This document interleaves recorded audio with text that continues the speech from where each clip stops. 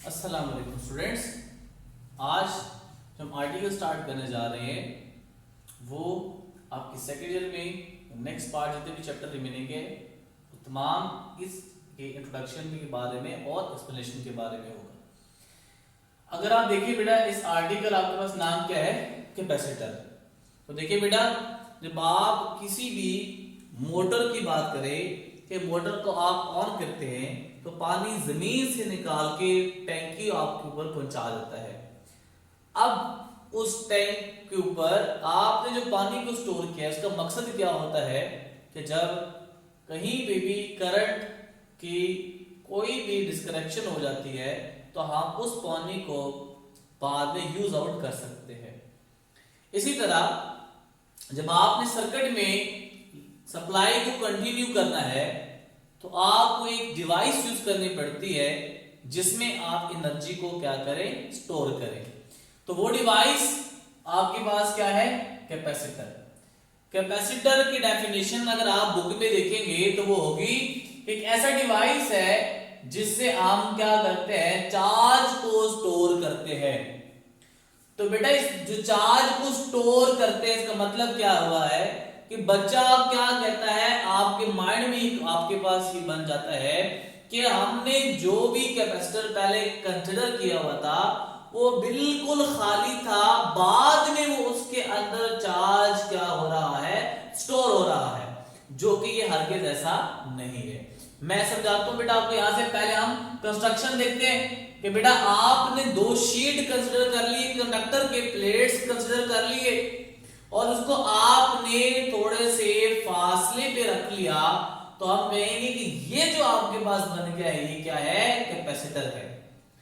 एक बात देखिए, इसको हम कैसे कहेंगे कि parallel plates consist of two conductor plates, that is this one and this one, placed near to one another, separated by, इन दोनों के दरमियान आपने सेपरेशन रखी हुई है और वो सेपरेशन आप वैक्यूम भी रख सकते हैं और कोई भी इंसुलेटर भी रख सकते हैं।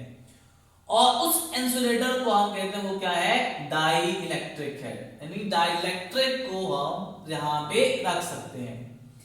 ये बात जो आपने देखी बेटा कि चार्ज को स्टोर कर सकते हैं, ये अगर आप इस कंसेप्ट को कुछ इस तरह समझे कि फॉर एग्जांपल आपने कोई भी ये जमीन के ऊपर मैस m को रखा हुआ था तो आप ये कहते थे कि इस टाइम इसके ऊपर कोई भी एनर्जी स्टोर नहीं है। लेकिन अगर आप इस मैस को यहां पे हाइट पे ले जाए तो अब आप कहते थे कि इसमें एनर्जी को स्टोर कर लिया गया है। आपको कैसे पता चलेगा कि ये एनर्जी है कि नहीं? तो जैसे आप इस मैस को छोड़ेंगे, फोर्स हटा देंगे तो यही मैस डाउनवर्ड क्या करेगा, खुद ब खुद मूव करना स्टार्ट कर देगा। तो हम कहेंगे कि इसके पास एनर्जी जो स्टोर थी उसको वो क्या कर रहा था, यूटिलाइज कर रहा है। अब आप चार्जेस को करीब ले ले कि बेटा यहां पे कोई भी पॉजिटिव चार्ज है, यहां पे कोई भी आपके पास क्या है, एक नेगेटिव चार्ज है, दोनों के दरमियान अट्रैक्टिव फोर्स है। अब यहां पे कोई भी एनर्जी नहीं है, लेकिन अगर आप इस नेगेटिव चार्ज को फोर्स लगा के आप डिस्प्लेस कर दे, अवे कर they from the positive charge, तो हम कहेंगे कि इसके अंदर एनर्जी स्टोर हो गई है। और फिर वही बात आपको कैसे पता चलेगा, जब आप इस चार्ज को छोड़ेंगे तो ये नीचे इस पॉजिटिव चार्ज की तरफ मूव करना स्टार्ट कर देगा due to force of attraction. तो अगर आप देखिए कि दो प्लेट आपने कंसीडर किए हुए और उन दोनों प्लेट्स के दरमियान आपने सेपरेशन रखी है, ये प्लेट इस पॉजिटिव प्लेट को भी अपनी तरफ क्या कर सकता है, अट्रैक्ट कर सकता है। तो आपने जब सेपरेट कर लिया तो इन सेपरेशन की वजह से इन दोनों के दरमियान एनर्जी क्या हो गई है, स्टोर हो सकती है। तो हम ये कह सकते हैं कि कैपेसिटर एक ऐसा डिवाइस है जो कि एनर्जी को स्टोर करता है, चार्ज को हम कहेंगे कि स्टोर नहीं करता। क्योंकि जो आपने कंडक्टर प्लेट्स कंसीडर किए हुए यहां पे वो न्यूट्रल बॉडीज है, उनके अंदर पॉजिटिव चार्ज और नेगेटिव चार्ज इक्वली मौजूद है, खाली नहीं है, बिल्कुल खोखले नहीं है। इसका मतलब मतलब क्या हुआ कि हम चार्ज की रीडिस्ट्रीब्यूशन करते हैं, तो और हम कहते हैं कि चार्ज को स्टोर नहीं करते बल्कि वो एनर्जी को स्टोर करते हैं।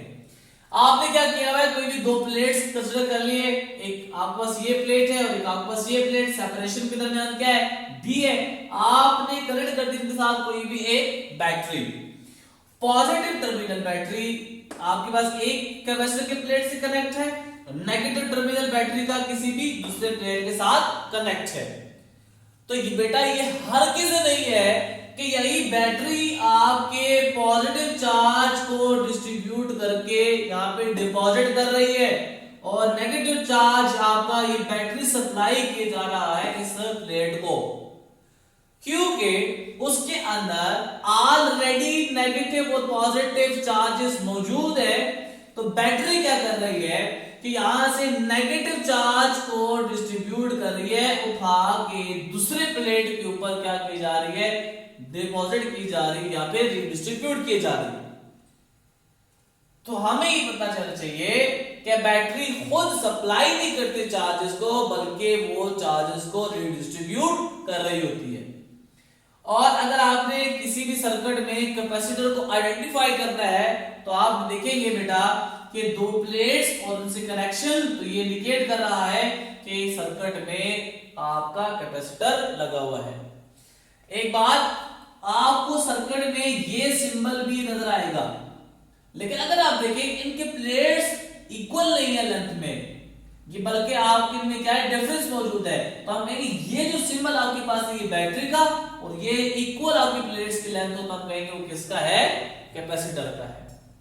अब आप देखिए कि मैथमेटिकल फॉर्मूलेशन देखते हैं कि अगर आप क्या करें कि कोई भी आपने अगर वोल्टेज कनेक्ट कर दिया, यहाँ पे सप्लाई कर दिया 2 वोल्ट का, और वो चार्ज को क्या कर रहा है, रिडिस्ट्रीब्यूट कर रहा है।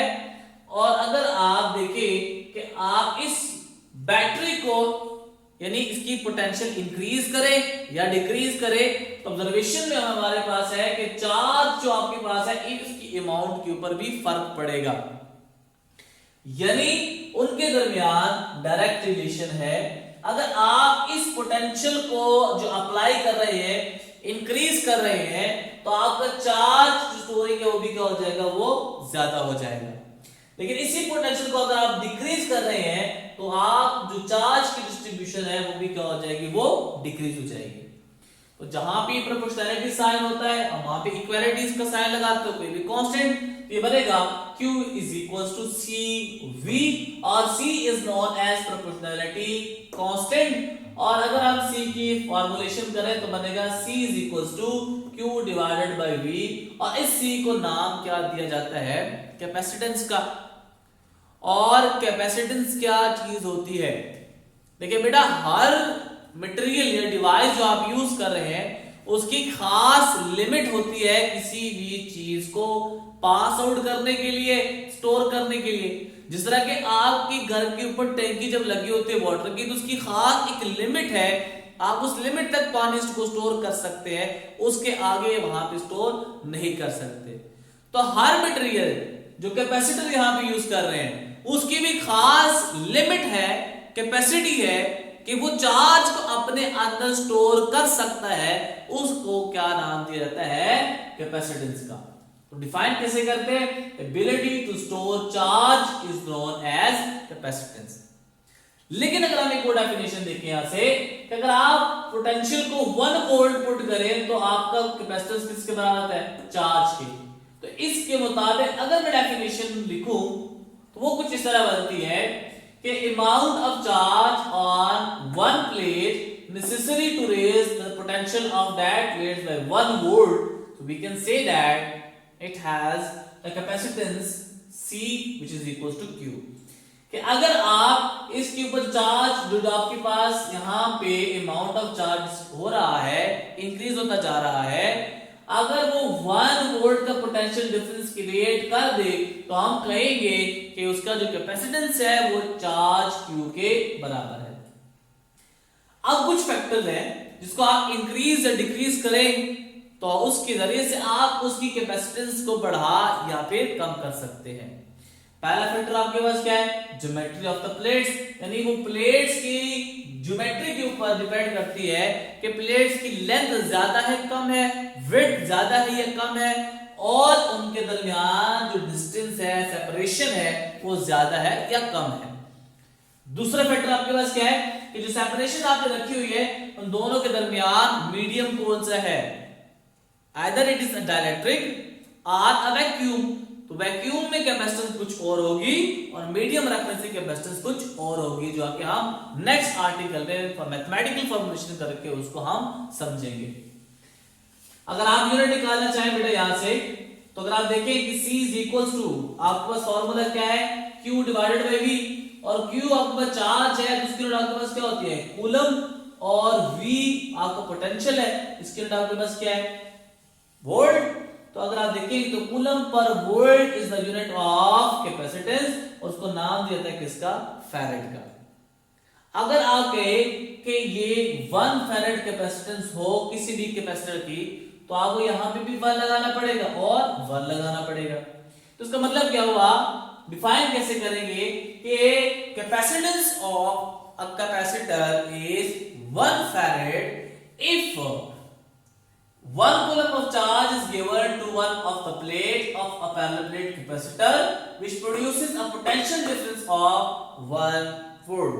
कि अगर आप 1 कूलम का चार्ज किसी भी प्लेट जो कि आपने कैपेसिटर कनेक्ट किए हुए उस पे आप उसको दे दें, तो वो 1 वोल्ट का पोटेंशियल डिफरेंस क्रिएट कर दे उस प्लेट के ऊपर, तो हम कहेंगे कि उसकी कैपेसिटेंस किसके बराबर है, 1 फैरेड के बराबर है। तो ये कुछ बातें थी आपके पास कैपेसिटर की, और डेफिनेशंस होगी आपकी उसकी यूनिट की।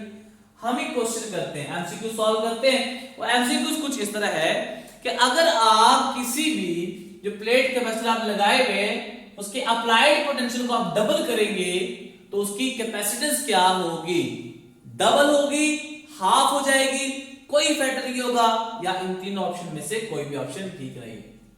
तो बेटा देखिए हम इसको सॉल्व करते हैं। आपके पास फॉर्मूला है कि C is equals to Q divided by V, और एक और न्यू कैपेसिटेंस आपके पास क्या बनेगी, मैं इसको इंडिकेट करता हूं प्राइम से, तो बनेगा C prime is equals to Q prime divided by V prime.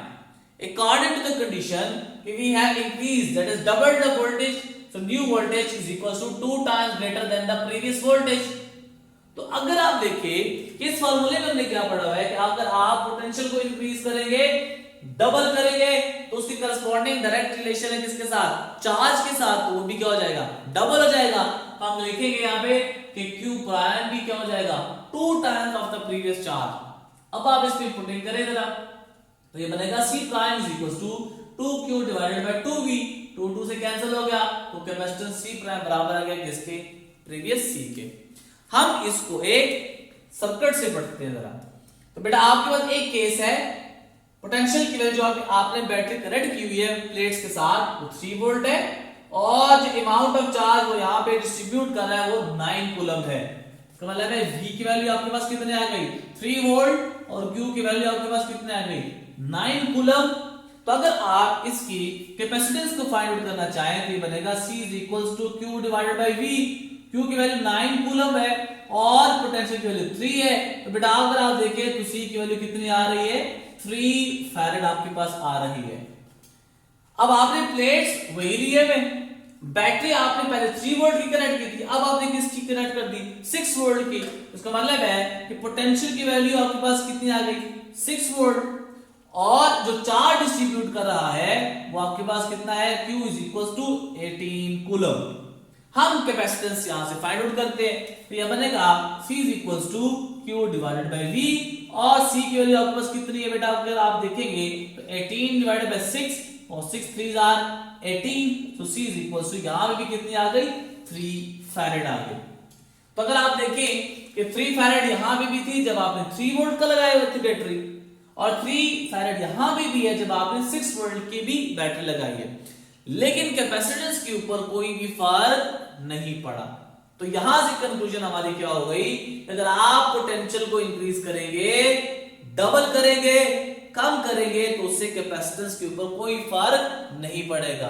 क्यों, क्योंकि उसी के करस्पॉन्डिंग आपका जो चार्ज है वो भी क्या होता जाता है, डिक्रीज भी होता है और इंक्रीज भी होता है।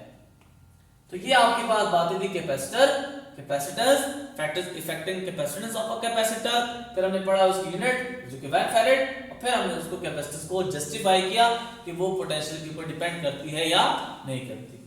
उम्मीद है आपको ये लेक्चर समझ आया होगा। नेक्स्ट आर्टिकल में हम इसी को थोड़ा डिस्कस करेंगे जो कि आपका पैराप्लेट कैपेसिटर के लिहाज से होगा। तो नेक्स्ट लेक्चर के लिए अल्लाह हाफिज।